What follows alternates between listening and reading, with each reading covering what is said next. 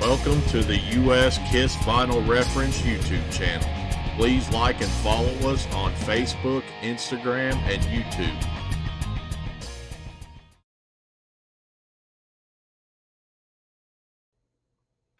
All right, folks, welcome back to another installment of the U.S. Kiss Vinyl Reference. I am your host, Mike Stone, and we have been doing a solo LP from an individual member the last couple, and today will be no different.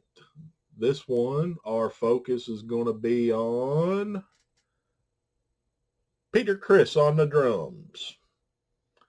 So Peter Criss has a few distinctions amongst the 4 solo LPs.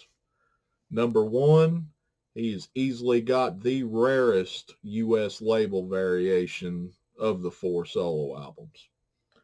Number two, he has easily got the rarest U.S. 45 label variation. And number three, he is the only solo LP that has 2 45s. So we'll talk about all of this. Got a few variations to show of his LP.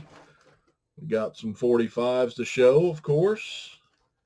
And go get your comfy spot on the couch, and we'll talk about this pretty soon.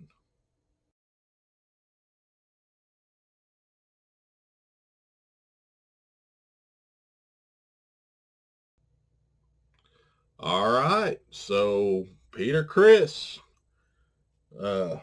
As I've said in the last couple episodes, the solo LPs were all released on the same day in September of 1978. All of them shipped 1.25 million copies for release day. Did not sell that many, unfortunately, but it is what it is. It was definitely an experiment to try. And we're going to focus on Peter's solo album today, and 45s. And so without further ado, we'll just get right into it and pull out the promo LP.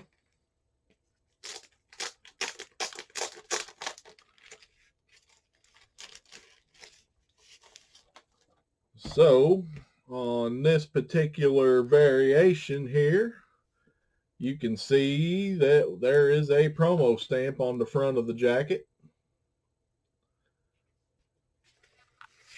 And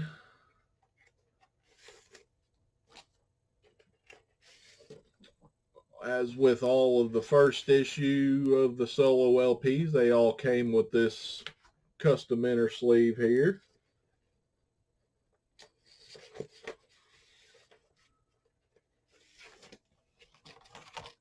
Now, we will talk about the inserts. You may have noticed that I've showed these order forms before. The ones that aren't folded and don't have an envelope. And I will throw up a picture of both sides of them there while I put this up and get myself situated some. And then I will throw up a picture of the order forms that are folded with envelopes. So all 4 of them were done like this. And as to why, I have no idea. So, is there any correlation to what album or what pressing of the album came with what order form? I doubt it. I actually bought a set of these on their own off of eBay, and my promo set didn't have any order forms at all, any inserts at all. I had to buy all the inserts for them. So since these were kind of special, I put them with the promo album. So That's just me. All right. Now we have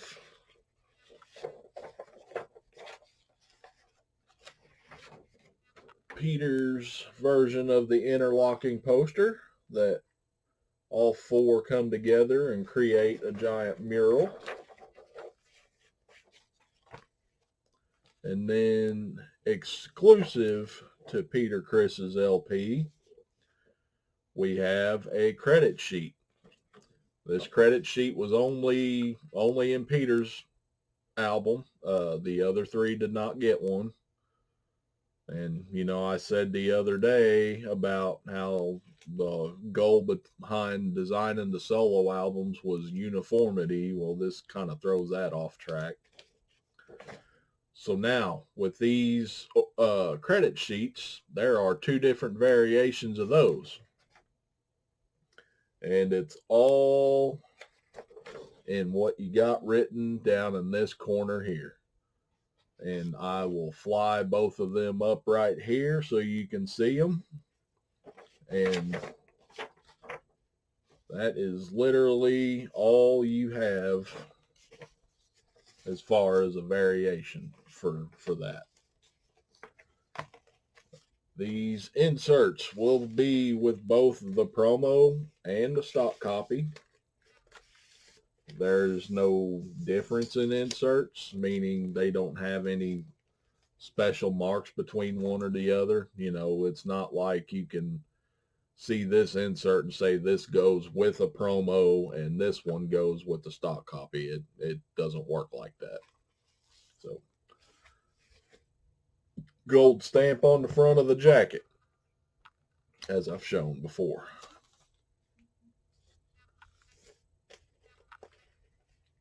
All right. And now the vinyl. We have a promo Peter Criss label. So you notice on the left-hand side, it says promotional copy, not for sale. So there's your promotional label for Peter Criss.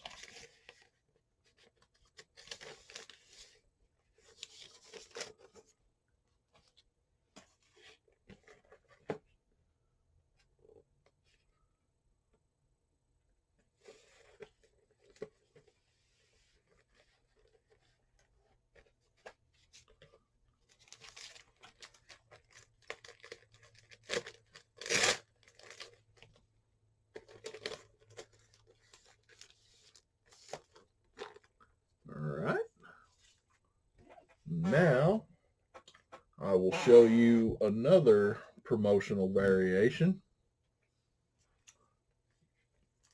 This time, the only difference is where the stamp is on the jacket. So this jacket has a promotional stamp on the back.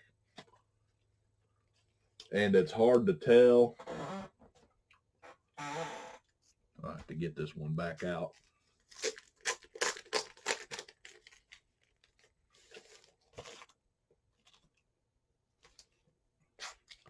It's hard to tell, but they both have fairly different shades of green on the text. I mean, if you're looking at it, it's plain as day, but I don't know how well my camera is going to pick up on that. And I know I have them both scanned. It seemed like the scanner didn't really pick up on it too well either. But yeah, one's more of like an olive colored green, and then the other one's maybe closer to like a forest color green. So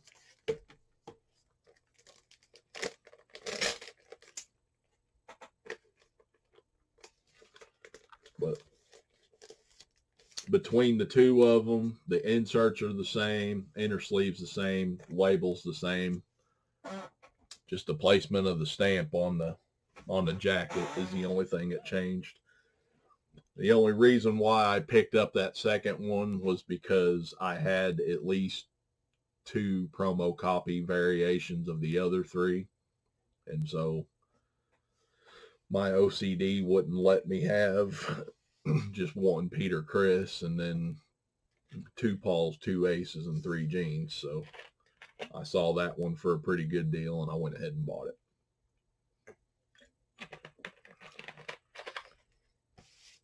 All right, now we're getting into the retail copies.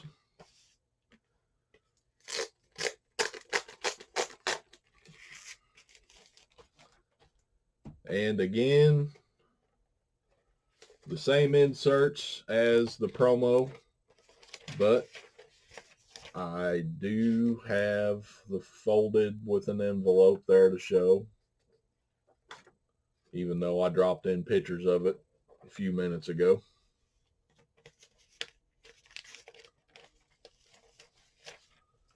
There's really no need to pull the poster and the credit sheet out.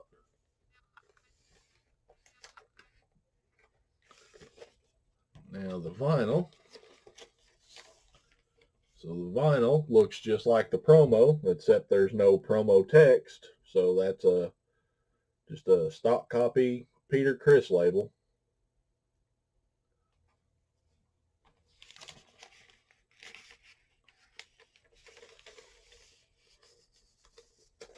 Very common for these solo albums.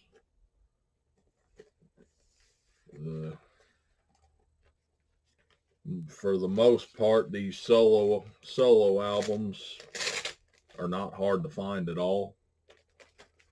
I mean, if you're looking for just a copy, you can have your pick of probably hundreds, if not thousands of them on eBay. Now, if you're looking for specific copies, that can get a little trickier. And speaking of a little trickier, I have alluded to earlier how Peter has the rarest label variation, US label variation, of the 4 solo albums. And right here, it is. So notice Peter's face is not on the label. And this is not a polygram reissue because you can look down at the text below and it has the Casablanca Sunset Boulevard address. So, and I'm not saying how many copies exist of this. Okay, I know of me and one other guy that have this label. I'm not saying that only 2 copies exist of this. I'm just saying I know I have this and I know one other guy that has it. So that's how rare this is. And I know several people that are looking for it. So I stumbled upon it, but so with that Filmworks 1 label there, Gene, Ace, and Peter all have a Filmworks 1 label. Never seen one for Paul, never heard of one for Paul. So not saying it doesn't exist, I'm just saying nobody's ever come forward with one yet. All right. Now we have a Record Club version, CRC. And it's got the same Peter Criss label that I showed you on the retail copy. Just comes with the CRC sticker, which somebody scribbled through, but CRC stickers aren't really all that common, so I jumped at it when I had a chance. And then I have not touched on RCA versions of the solo albums. I'll talk about them. And the only reason why I haven't touched on them yet, because I haven't seen RCA versions of the previous 2 that I've talked about already. But I have seen what we can call an RCA version of Peter Criss's solo album. And I'll throw up pictures here. So a friend of mine has a copy that's still in the shrink wrap, and it has a little sticker on the shrink wrap on the back. It says manufactured for RCA music service, however it's worded. And then there's another little sticker that gives a license number. And now there's nothing on the label. Usually RCA is really good about marking their stuff. There's nothing on the label, but RCA versions of the cassette and the 8-track for all 4 solo albums are pretty common. And the license number that little sticker on the back of my friend's LP has matches up to the license number on the RCA 8-track for Peter Criss. So basically it's one of those, it exists, but it doesn't. So all the proof that it's an RCA issue is on the shrink wrap, and most people took the shrink wrap off and threw it away along with everything with it. So now it just looks like a regular solo album. So, I mean, I do consider it a variation, and sure, if I come across one, I'll try to get it. But I mean, the chances of finding them are slim to none. I mean, you don't see them. So, but so there is RCAs of at least one solo album, I would imagine, because Peter's sold the poorest of the 4. I would say if there's an RCA version of Peter, there's pretty good chance there's an RCA version of the other 3. But again, you'd have to find someone that left the shrink wrap on there with the 2 little stickers. So there's that. All right. Now we're on to the picture discs. And of note, so Peter Criss had the credit sheet insert in there because he didn't have enough room on the back of the jacket, so to speak, to put it on the back like the others did. So this is a regular version of Peter Criss's jacket other than the CRC sticker down there. The picture disc puts the credit sheet on the back of the jacket. Or I think it might have been a timing issue instead of a space issue. Anyway, so his whole credit sheet is on the back of the jacket here. And as I've touched on, there's 2 different sets of picture discs for the US. You've got NBPIX and NBLPP. All of your jackets will say NBPIX on the side, on the spine there. They're all die cut. They all have that image in behind there. And now the disc. So you can see this is the NBPIX version. You can see how yellowed it is. So I don't know if that's just the blanks that they used were yellowed at that plant, or if maybe that's a reaction to coming into contact with the vinyl that's pressed on top of it. I don't know. But the NBPIX set is usually always yellowed. I mean, I'm sure there's probably some out there that are white, but so if you're looking to complete a specific set and you're wanting to go after the NBLPP or PIX or whatever, just remember that the NBPIX look kind of yellow.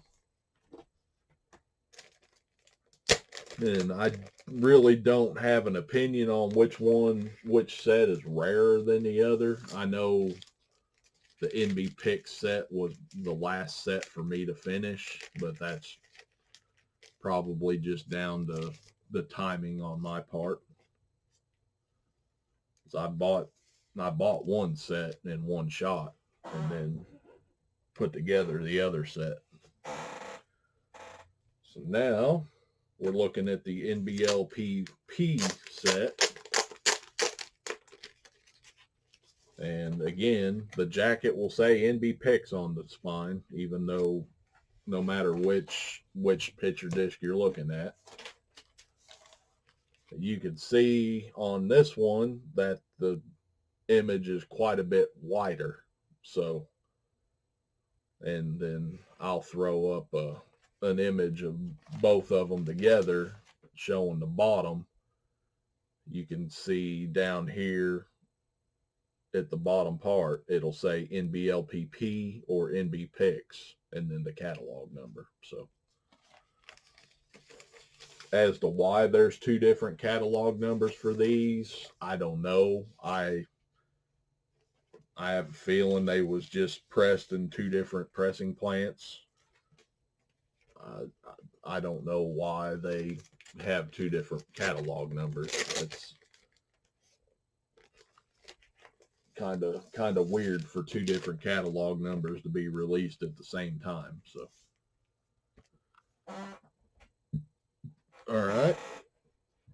Now we skip ahead to the polygram era.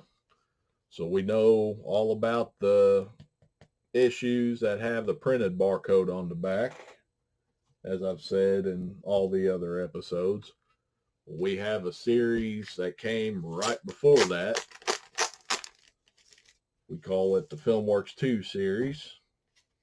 So the first hallmark we're going to look for is that printing plant number on the back of the jacket, that 501 right there. See if I can't lock in on that a little better.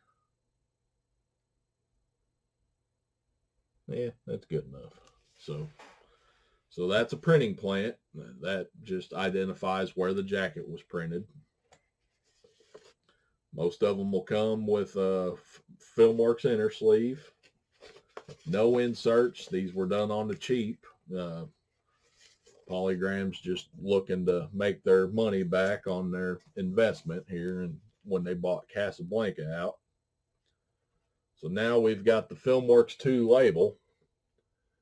And one thing to notice, off to the left-hand side, under where it says side 2 and stereo, you'll see a 72. So that's your pressing plant number. And then down at the bottom, it gives a polygram address instead of a Casablanca address. So that's things that you need there. It's got to be a polygram Filmworks label, and it's got to have either that printing plant number on the back or a UPC sticker or both. A lot of times, if it has a UPC sticker on it, it covers the printing plant number. But as far as the solo albums go, I've only seen Gene's with a UPC sticker. I have not seen the other three. So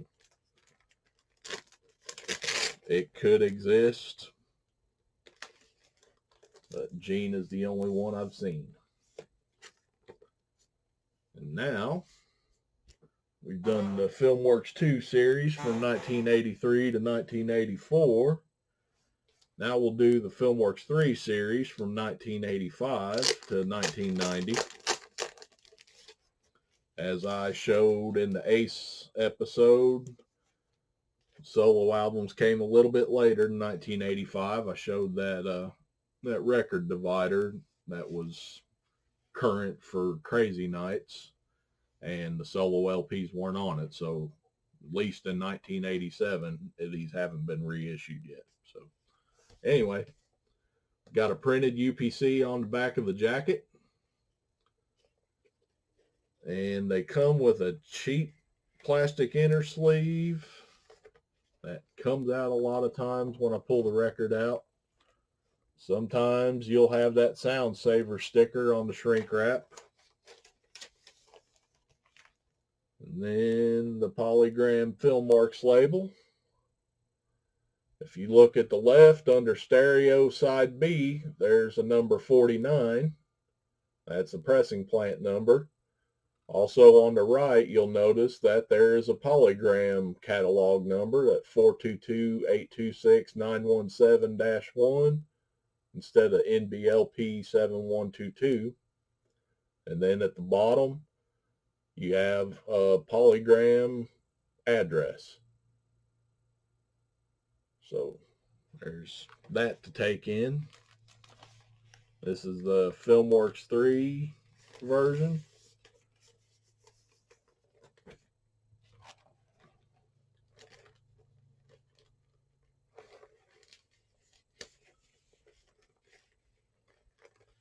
And I mean, this one is a little tough to find in the Filmworks 3. It's really tough to find the Filmworks 2, but Peter Criss is usually the toughest of the 4 solo albums to find no matter what, on whatever series around the world even. So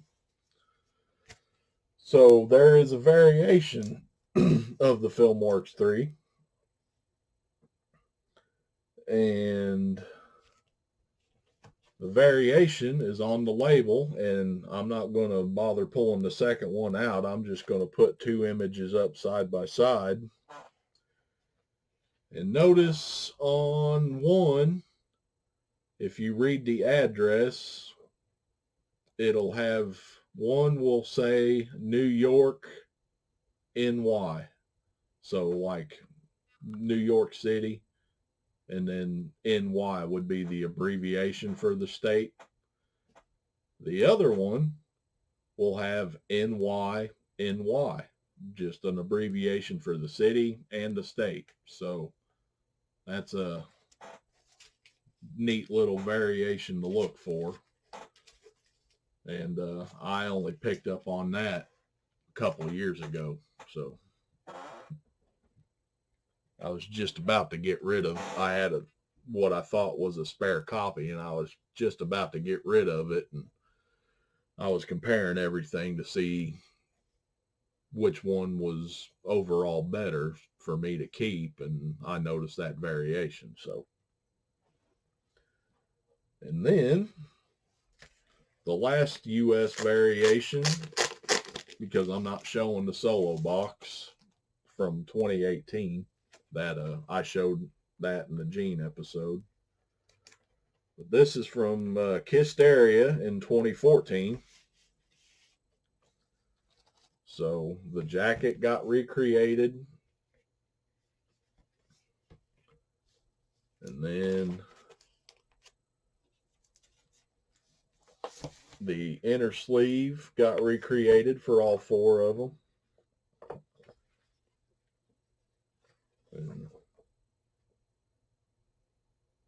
what's going on with that little white spot there, but that's in the inner sleeve. That's not on top of it. So I thought I might have ripped it or something. Had this thing for almost 10 years now and just now noticed that. And then they recreated the poster, which is the same that you get in the box set. The date is the same. They just reused the file for the 2014 issue. And then, unlike the box set, the 2014 got the credit sheet. The box set did not get one.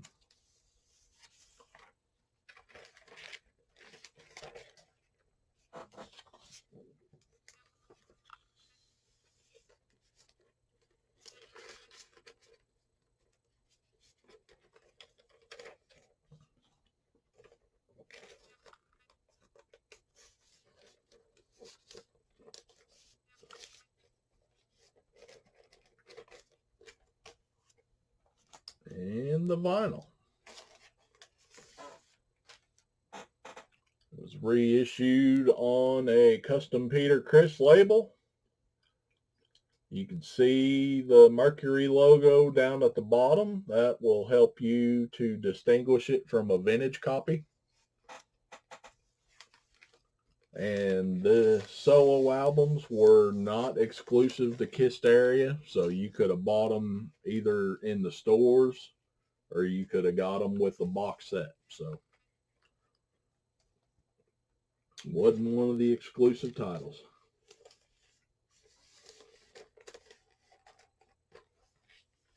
Now they kind of go in and out of being hard to find, the 2014 issues, but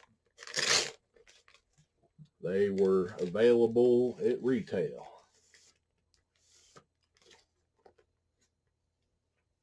So now we're done with the LP.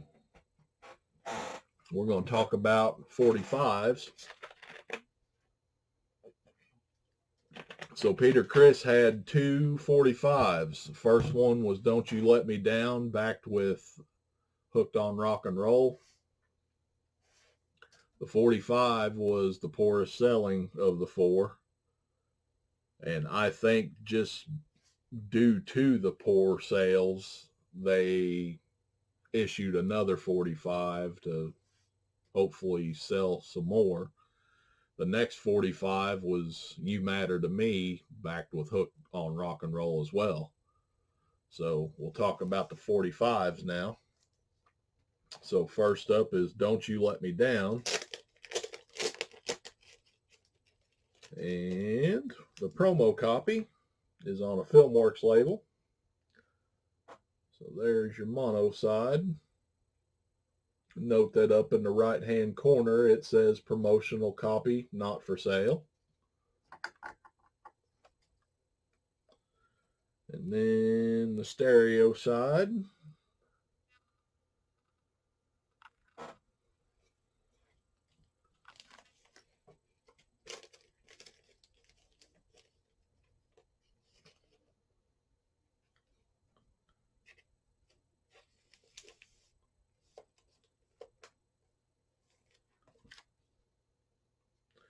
And now we have the retail copy, which the first retail copy I wish I had in my hands to hold up here, but I don't.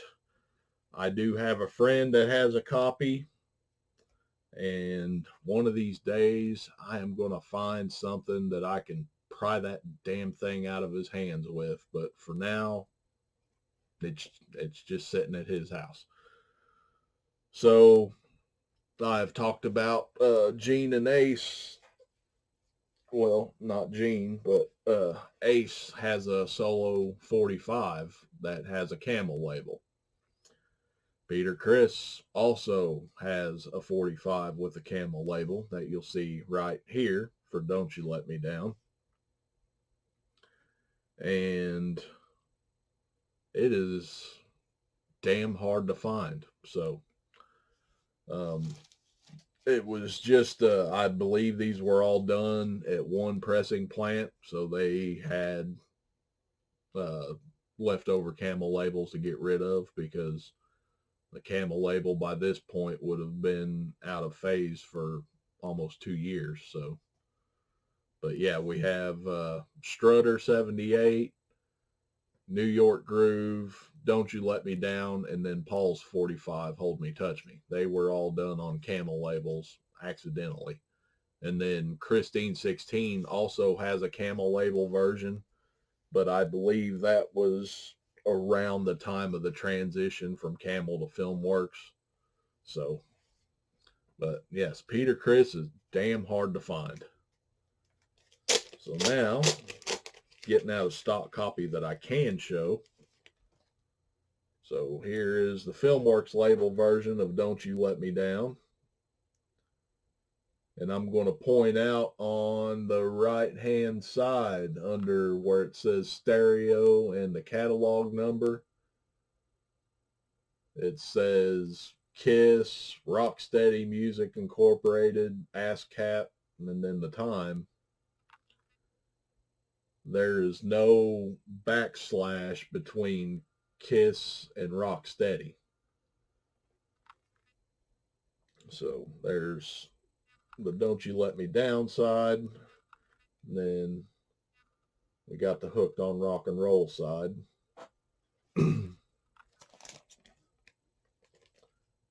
And this was just pointed out to me a couple months ago. So,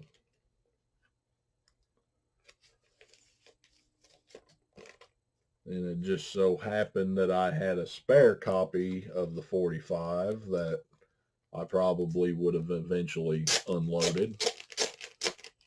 And then I looked at it a little closer and noticed that there is a backslash between Kiss and Rocksteady. So there's the Don't You Let Me Down side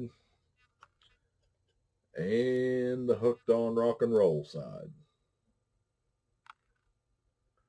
And then I'll put the two of them up together so you can see what I'm talking about while I put this back up. So a little bit of variation there.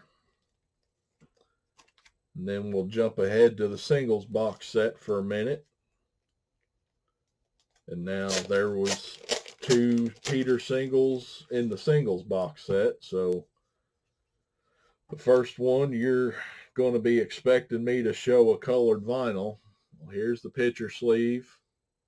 Notice there's no splash on there talking about a mask or anything. It's because that's a German picture sleeve. It's not a UK picture sleeve. And the vinyl is not colored, it's black. So there's your Filmworks label there. And then the Hooked on Rock and Roll side. And there's no mask with this 45.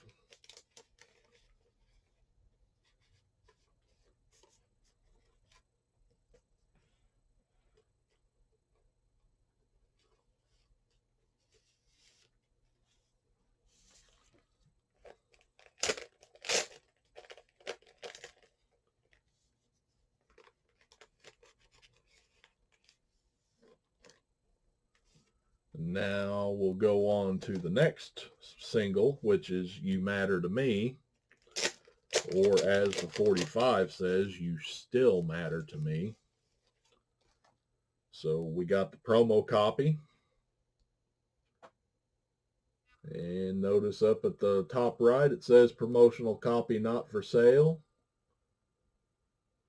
And there's your mono side. And there's your stereo side. And then that promotional text I'll keep up there. Notice that promotional text is kind of narrow. So kind of keep that in mind.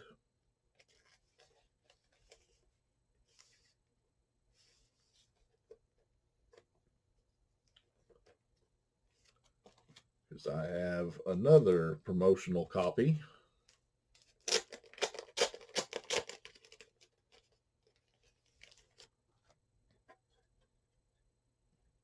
So looking at the text up at the top right, it says promotional copy not for sale.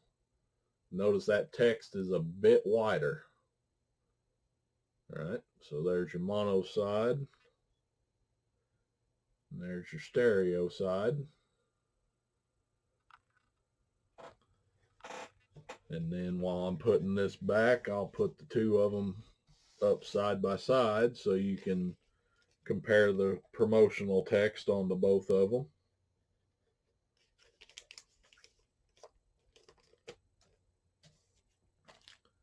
And then stock copy.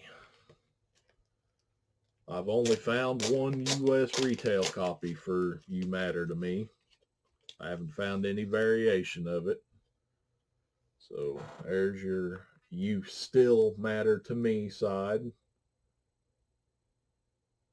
And then there's the Hooked on Rock and Roll side.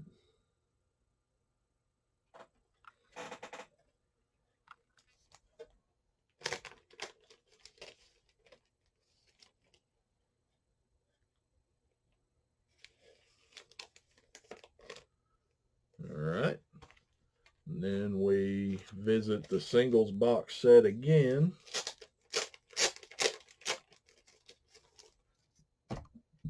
Now we have a UK 45 picture sleeve. There's the splash down there for the mask. Limited edition in green vinyl. There's the back of it. And then the mask that we was talking about. Right there.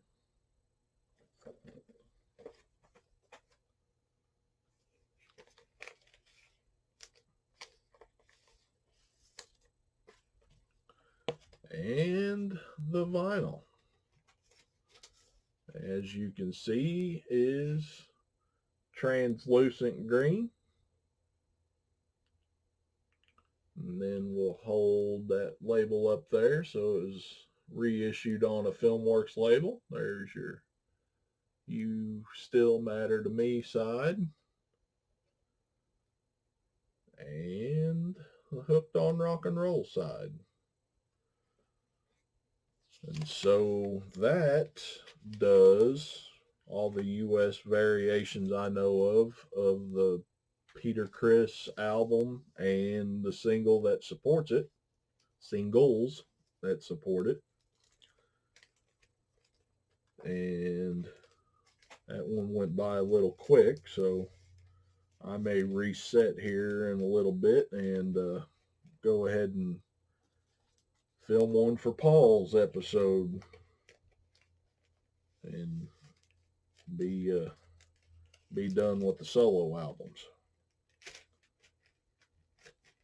If I can get that damn thing back in there. And I might add, even though I've said it probably just about every episode now, the singles box set was only available as the box set. You couldn't buy the individual 45s in stores. So, all right, folks, that was Peter Criss's album. I know it was kind of short, but hopefully took something away from it. And I will catch you on the next one.